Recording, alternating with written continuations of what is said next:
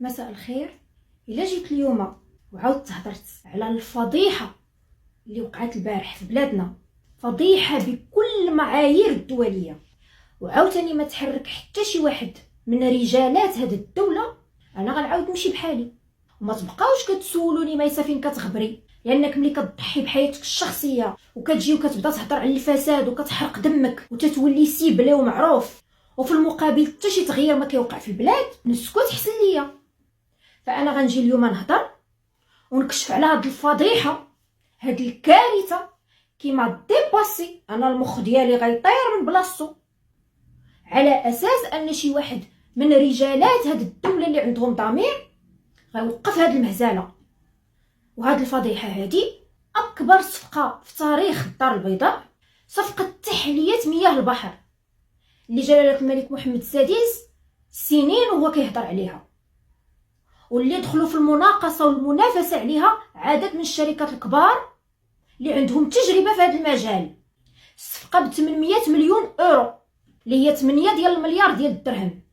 الشركات غينسحبوا في ظروف غامضه باش في الاخر شكون غادي يدي الصفقه؟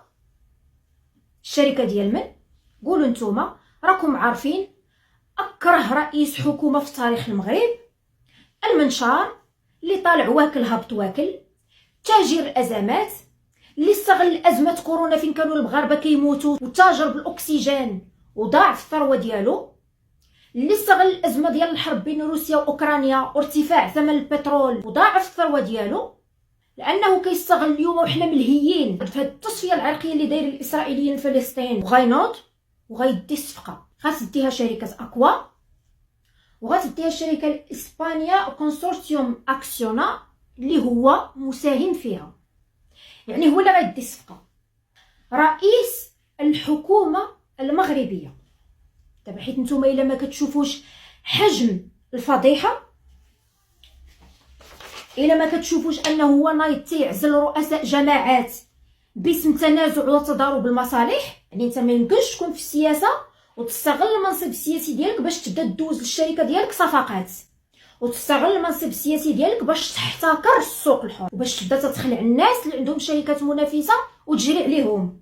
الا ما تشوفوش حجم الفضيحه كيما ديباس، وحتى نتوما خاص المخ ديالكم يوقف امام هاد المهزله وهاد السيرك وهاد البورديل. راه ربي سبحانه وتعالى ما خلقناش بحال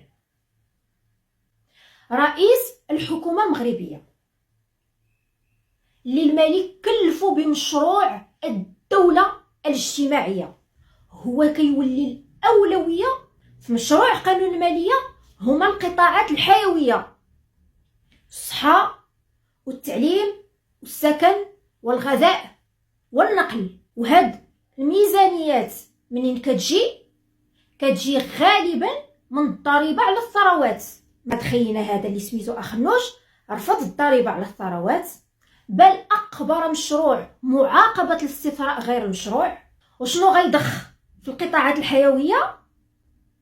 غادي يضخ البرد، ضخ الريح، تجي اللي ضخ.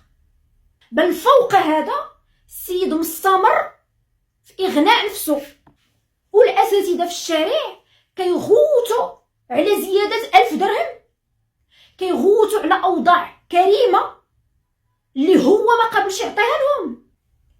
هذه راه مهزله ان يتم تامين ليبرالي راسمالي منشار تاجر ازمات نامنوا على مشروع الدوله الاجتماعيه وعلى الفقراء. هذا السيرك، هذا البورديل، هذا العبث، هذا الفشل، هذا محاوله افشال عمد للمشروع الملكي. هذا ماشي تضارب المصالح، هذا الفساد يمشي على الارض. نصف الولايه الحكوميه دازت، هو فين ما كاينه شي صاحبته جابها لنا وزيره، حتى شي وحده فيهم ما كدير حتى شي حاجه. القجع كيبان للناس دابا هو البطل. علاش؟ لان الانجازات ديال بلادنا، وانا معلومه انا نمشي نخبر، معلومه انا ما بغيتش نكون داك الغباجوا، داك نتوما فرحانين تنظيم المونديال، تنظيم كاس افريقيا، الزلزال رديتوه من الحامه، الزلزال. ما بغيتش انا نكون داك الغباجوا اللي غنخرج ونكؤبكم. قلت خليهم فرحانين، بملحمه الزلزال. والسؤال اللي كان خاصو يتطرح ملي جا الزلزال هو كيفاش هاد المنشار 14 عام هو وزير العالم القروي والناس باقيين عايشين في الكهوف بحال في القرون الوسطى، ما عندهم لا ماء لا ضوء لا صرف صحي. وحنا كنهضروا على الدوله الحداثيه وعلى الديمقراطيه وعلى حقوق الانسان، وتنهضروا على تنظيم المونديال ديال 2030 وبناء الملاعب، والناس بناو ليهم الخيام ودابا غطيح الشتا ويغرقوا في الجلسه وفي الغيس. كيفاش هاد الشخص ما يتحاسبش؟ وفين مشاو القروض والميزانيات ديال تنميه المغرب العميق والمغرب المنسي؟ هذا هو السؤال اللي كان خاصو يتطرح في الزلزال، ماشي الملحمه. ملحمه شنو هي هذه ملحمه الزلزال؟ والمسؤول ما كيتحملش المسؤوليه ديالو. ملي كتجي تهضر تيقول لك تصفيه الحسابات الشخصيه، استغلال الازمات لتصفيه الحسابات الشخصيه والشعبويه. شوفوا باش كيسكتونا دابا، ودابا شوفوا باش كيسكتونا. فانا سكت اضافه الى ملي يخرجوا لك واحد الحقيره ما خلات فين تبزنسات في الخارج، تبدا تنشر عليك التهم، وشي بعضين منكم كيتيقوا دوك التهم وكيجيو يبداو يسبوني بهم، راه الواحد يطج. ماشي تقولوا لي ميسه فين اختفيتي. طبعا نرجع ملي نشوف الكذوب والبهوت ونخرج ندافع على راسي ونخرج نقول الحقيقه، حيت انا ملي كنشوف بحال هاد الكوارث وهاد الفضائح راه ما كيبقاش يديني النعاس. ملي كنبدا نشوف انا الكذوب والبهوت راه ما كيبقاش يديني النعاس، راه تنولي تنغلي، راه تنبدا نقول الى ميسه ما خرجتيش هضرتي دابا سكتي الى الابد، الا ما خرجتيش قلتي الحقيقه انت راكي ما ميسه ما سلامه من ناجي، وما كتستحقيش حب بعض الناس اللي كيحبوك والثقه اللي بعض الناس كيثقوا فيك. تنخرج نهضر بهذا المنطلق، وغنعاود نهضر بما اننا في منتصف الولايه الحكوميه ديال هذا المنشار وصحاباته، تفرقد البزناسه ما غلباتو، وخاص رجال الدوله اللي عندهم ضمير تصنتوا لي. هذا مشروع الدوله الاجتماعيه جد مهم في هذه المرحله من التاريخ ديال المغرب ومن العهد ديال الملك محمد السادس. ما كاينش شي طريق اخرى قدامنا كتسنانا ونقدروا نزيدوا فيها من غير هذا المشروع. لا خاص يوقع فيه شويه ديال لا بالانس وليكيليبر بين الاثرياء الفاحشين ديال الثراء وبين عامه الشعب اللي كتعاني في سكنهم، في صحتهم، في تعليمهم، في خدماتهم العموميه، ترفع بمستواهم من اطباء وممرضين ومن موظفي الصحه ومن موظفي التعليم ومن الاساتذه اللي دابا كيحتجوا. التوازن مع اصحاب الاثرياء بالضريبه على ثرواتهم، بالضريبه على لي فرانشيز، بالضريبه على شركاتهم.